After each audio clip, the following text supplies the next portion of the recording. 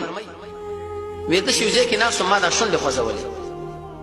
انسان چې ذکر کوي طبعا شونډه خوځيږي وې ما له ویل یا ابا امامه ما ورته لبیک یا رسول الله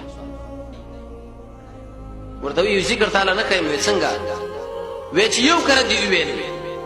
چې اوس 12 بجې به توري مثال وي سبا 12 بجې نه پوره شپه ورځ چې وسړی ذکر لناستي پاغه کې به دومره اجر نه لکه په دې کې چې اجر دې صرف 14 کلمات هغه چې ټوګونه د خوشاله نه نشي زړه کې ورته ټوګونه رااله چې زه خو دې پسې ګرځم دا ول سبحان الله بارک راغلي او د الحمدلله مبارک راغلي خو چې انسان ځان لولي کو بار بار وي بعد دغه به تخرر نشي دې دا مطلب وسی و بجې باندې ما ویلي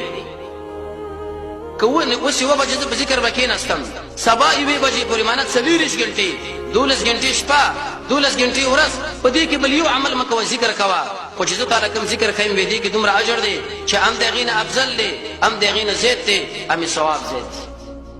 هغه ورته یا رسول الله دا شي بغدادي وکړه سبحان الله بارک بده شوی سبحان الله عدد ما خلق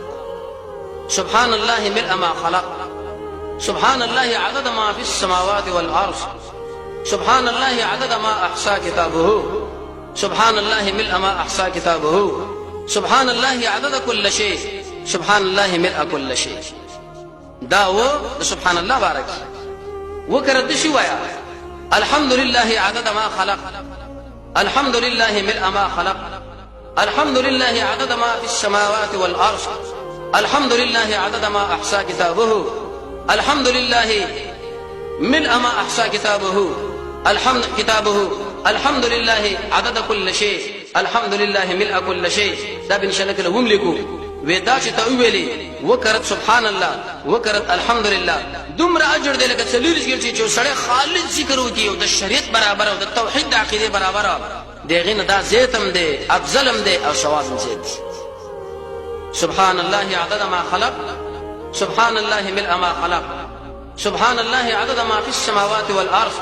سبحان الله عدد ما احصى كتابه سبحان الله ملء ما احصى كتابه سبحان الله عدد كل شيء سبحان الله ملء كل شيء الحمد لله عدد ما خلق الحمد لله ملء ما خلق الحمد لله عدد ما في السماوات والارض الحمد لله عدد ما احصى كتابه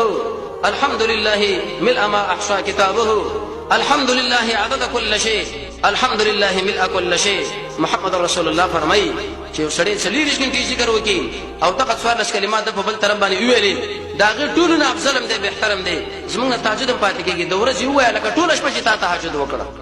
الحمد لله الله رب العزت دغه صحابه کرام تابعداري موږ تاسو له نصیب کې وصلی الله تعالی علی خیر خلقه محمد و علیه وصحبه